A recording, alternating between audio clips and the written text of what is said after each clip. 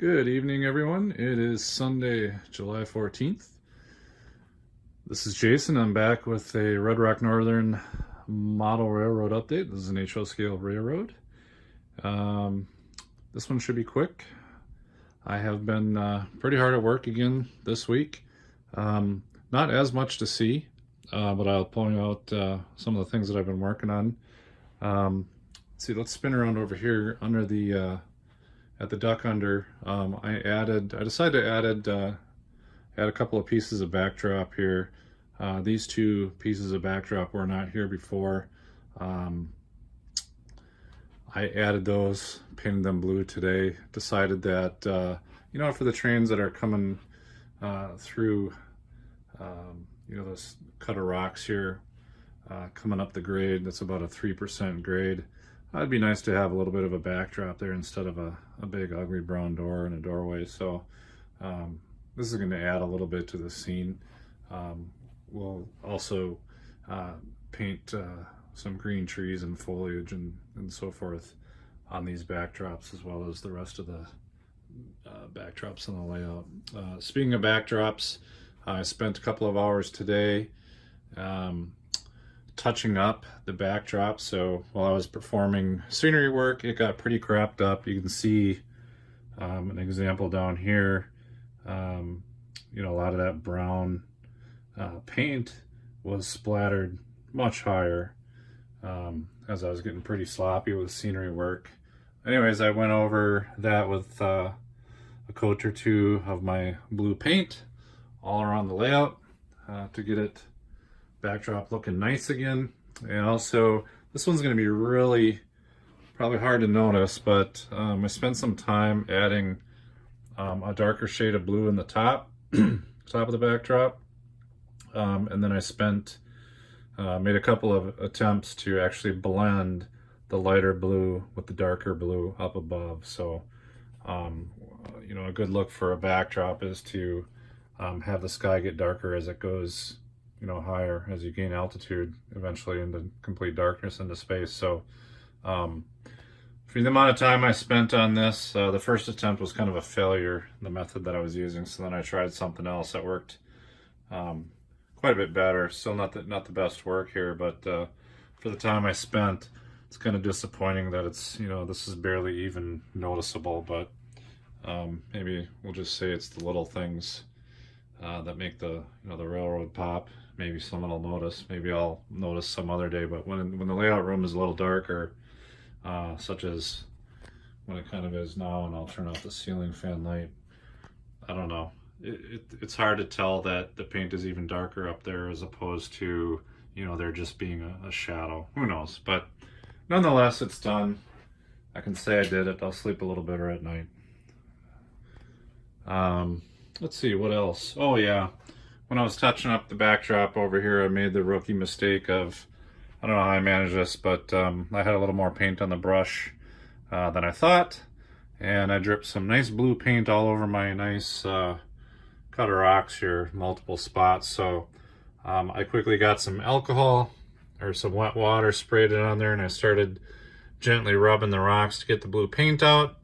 And what that did is loosened all the glue and took the color off the rocks, and I basically was left with bare white rocks again. Not the whole thing, just a couple of spots, like the spot right here. Nonetheless, I was disappointed in myself. Also, all these rocks down in the gorge down here, those kind of got all loosened up because the alcohol loosened up the glue. So long story short, I had to recolor some of this rock, re-glue down some of these rocks, put some more sand down there. There was some bare spots down here that the shop vac sucked up, and it's like, as the more I tried to fix, the more I made it worse.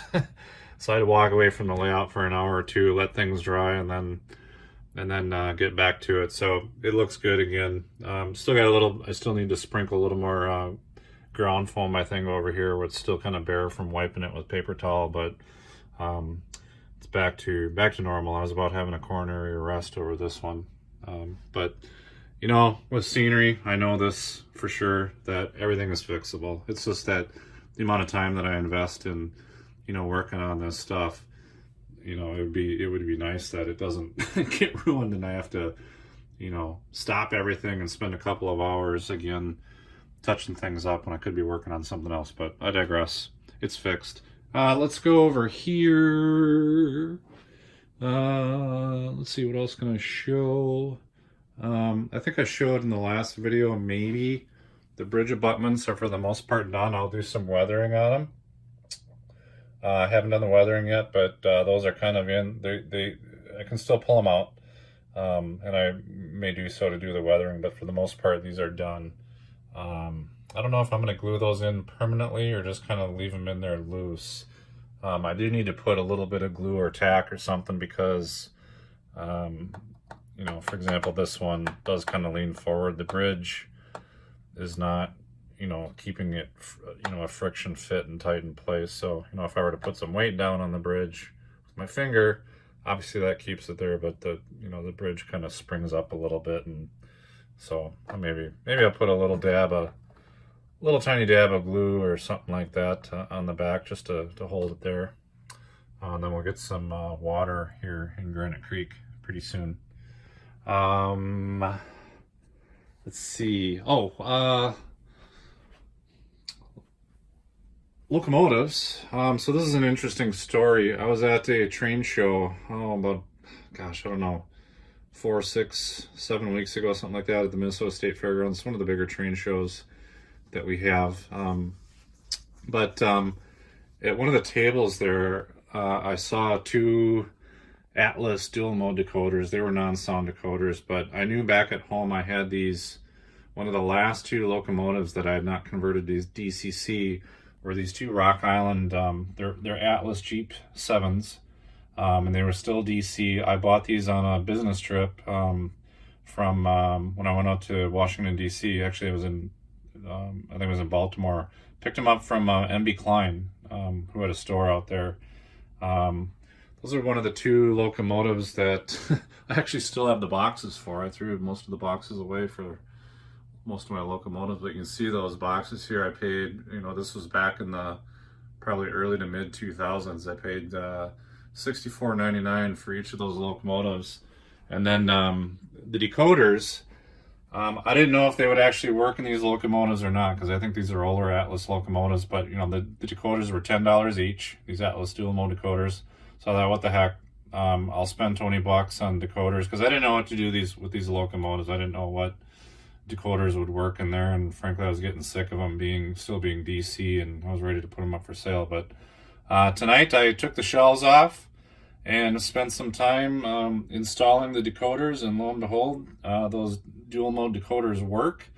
The lights work. I learned a little bit of a lesson that they actually reverse the polarity on the forward headlight versus the reverse headlight. So the way that the lights were wired with DC in the rear of the long hood is correct for the decoder, but in the front you got to reverse the wires. I'm actually very surprised that when I first put the wires back on, I had the polarity reversed for the front headlight and it wasn't working. I thought maybe the light was burnt out, and then I thought, well, maybe I cracked open, I went and downloaded the PDF for the Atlas dual mode decoder 4 function, and lo and behold, the decoder diagram shows that they reversed the polarity on the front side of the decoder. And so I reversed the wires, and boom, the front LEDs started working. I'm very shocked that I didn't completely burn out the front LED, because I thought it was actually quite important that with LEDs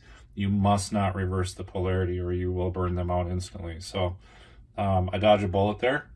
And see, is the layout still on? Yeah, here, let's these run. Clean the wheels a little bit. And these things, again, I bought these in, I think, the early 2000s, maybe 2004, 2005 from MB Klein. I think they're also known as model train stuff on eBay. You know, there aren't very many locomotives that run better than an Atlas, and these are no exception. These are quiet, they're smooth, and for as long as they sat in storage, they just run like a top. And so I'm pretty happy with you know, that decoder installation tonight, and it was really really kind of odd that I found two lonely Dakoters sitting at a train show for sale, and they dropped right into these Atlas locomotives, so pretty happy with that. You can see I'm running the track cleaner there.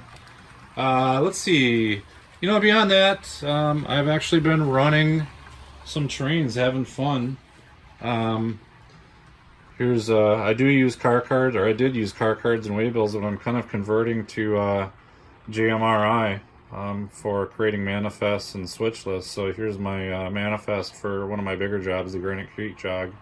So that's you know, leaving Red Rock here, picking up all the cars, bringing them twice around the layout, bringing them down to Granite Creek, and then performing all the switching in this area in Granite Creek, and then also switching Champion Mine, Continental Baking, as well as Medusa Cement on the way.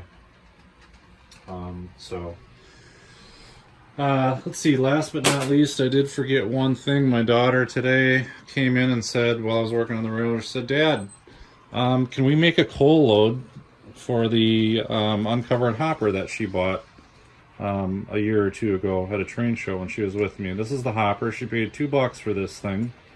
I don't know what it is. It might be Tyco, something like that, but it's got Katy couplers mounted on, and I put metal wheels on it, and great car for $2. Anyway, she came in and said, can we make Dad... Whoop.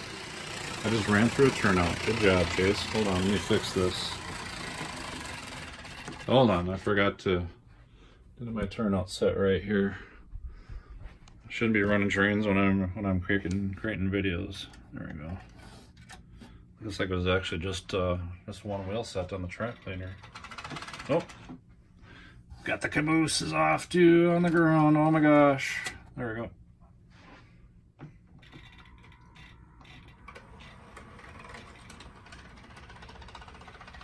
Oh, we got one more. We got the front truck of the Union Pacific track cleaner here. His rear wheel is off.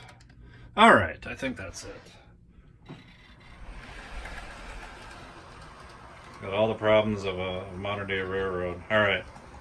Yeah, what happened was that train was sitting on this siding here, and for the video I brought him out of the siding through this turnout, and I forgot that I didn't set the turnout back over here. So anyways, back to this coal load. My daughter said, hey, can we make a coal load? So I've never made a coal load before, but you know, I've seen a lot of homemade coal loads, so I thought, sure, let's do it. We grabbed some pink foam, we painted it, we used some apple barrel paint, like this stuff up here, except not green. We used paved, I think it was a paved road color, it's black. So see, we painted it black, it's just pink foam.